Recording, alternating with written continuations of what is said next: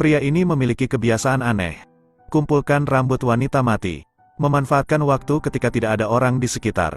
Dia membuka setiap kantong mayat di depannya. Tetapi gadis-gadis di dalam kantong jelek. Kualitas rambutnya juga buruk. Untungnya, dia menemukan gadis yang tidak buruk pada akhirnya.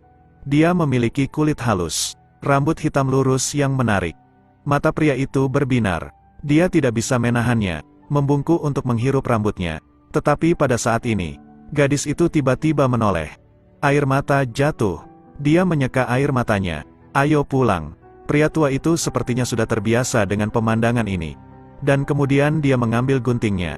Terlepas dari apakah tubuh wanita itu mau segera potong rambut panjangnya, untuk memuaskan penyimpangannya. Keesokan harinya, jenazah lain dibawa ke kamar mayat. Ini adalah seorang pekerja wanita. Dia ditemukan dalam tong penuh rambut. Dia sangat cantik, tetapi kepalanya tidak memiliki rambut. Saat otopsi, rambut langsung keluar dari tubuhnya. Adegan horor ini menakuti semua orang sampai mati.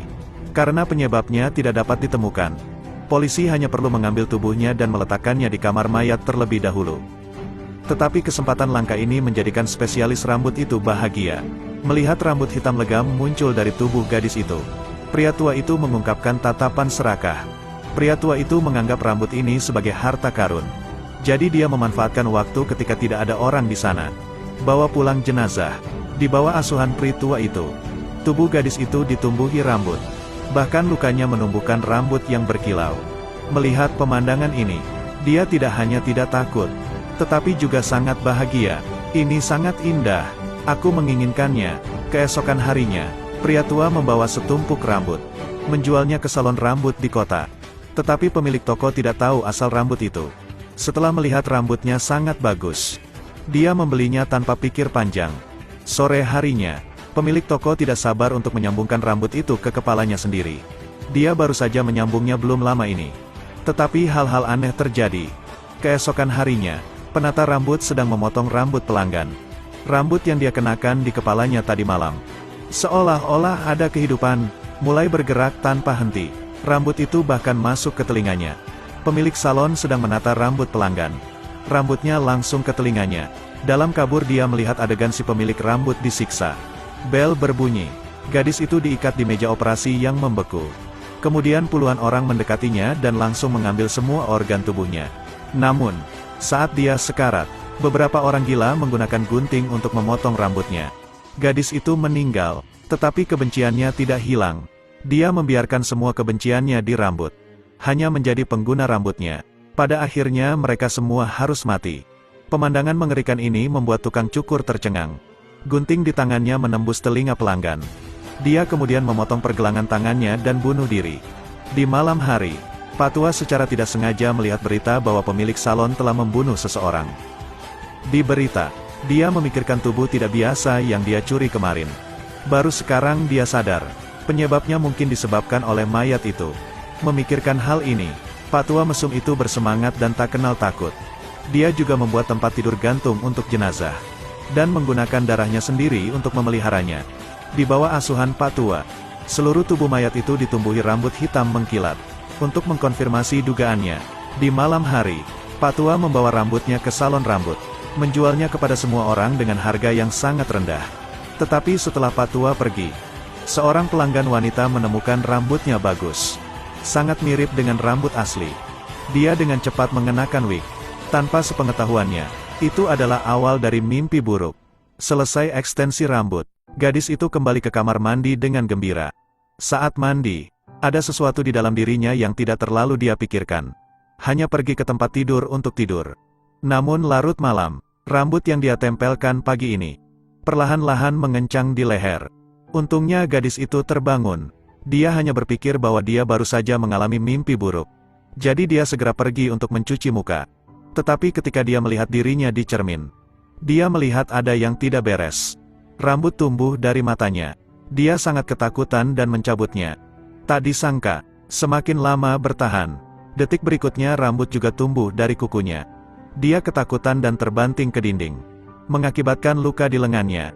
Dia dengan tenang berpikir mungkin ini hanya mimpi. Lalu tiba-tiba dia merasakan sesuatu di mulutnya. Dia melihat ke cermin dan merinding. Merasakan sesuatu di mulutnya. Lalu dia perlahan membuka mulutnya. Terlihat setumpuk besar rambut tersangkut di mulutnya. Dia menarik diri seperti orang gila. Tidak heran itu bertahan lebih lama. Bagian belakang rambutnya tiba-tiba terurai ke segala arah. Beban berat di kepalanya. Tampaknya kulit kepala terasa seperti akan pecah. Dia berjuang dalam keputusasaan. Rambutnya semakin kencang. Akhirnya rambut yang sangat panas tumbuh dari tubuhnya. Dan kemudian dia meninggal di tempat. Polisi menerima berita ketika mereka tiba di tempat kejadian. Setelah pemeriksaan forensik, ditemukan tidak ada tanda-tanda pertempuran di tempat kejadian. Yang lebih membingungkan lagi adalah penyebab kematiannya adalah Wick yang mencekik lehernya. Adegan aneh ini membuat polisi panik. Setelah tes DNA, wig di lehernya dengan rambut mayat yang telah dicuri adalah sama. Ikuti petunjuknya. Polisi pergi ke salon rambut untuk menyelidiki. Karena semua korban pernah menata rambutnya di sini. Setelah mengetahui ada yang tidak beres dengan tumpukan rambut itu, Dai Mei adalah seorang praktisi di sini yang sedang panik. Karena belum lama ini dia juga menyambung rambut. Nah, pada saat itu, rambut yang dibawa pulang oleh Ti Mai tiba-tiba perlahan tumbuh lagi. Dari printer ke AC, tumbuh di mana-mana, meski hanya selai rambut yang jatuh ke tanah. Perlahan-lahan berdiri. Jangan berbalik, itu tidak baik. Tuan Tanah membawa Xiao Mei untuk bersembunyi di atas. Tetapi sesaat, rambutnya menerobos celah pintu. Saat ini Dai Mei dengan cepat pulang. Pintu besar terhalang oleh rambut. Dia mempertaruhkan nyawanya melangkah masuk. Pemandangan di depannya membuatnya takut untuk melihat.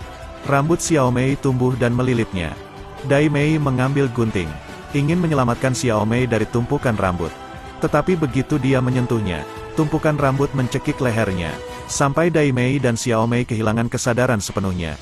Pak Tua segera keluar. Tanpa berkata apa-apa, dia membawa mereka berdua kembali ke rumahnya. Ternyata orang cabul ini sudah lama mengidamkan rambut mereka. Dia menyelamatkan mereka berdua karena ingin membuat sebuah karya. Seperti mayat lainnya, setelah kembali ke rumah, Pak Tua itu tidak tahan dengan perbuatan cabulnya. Mengambil gunting, ingin memotong rambut saudari itu.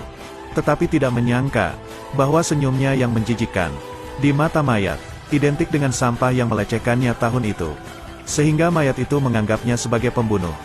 Detik berikutnya, di kulitnya, segera tumbuh rambut panjang.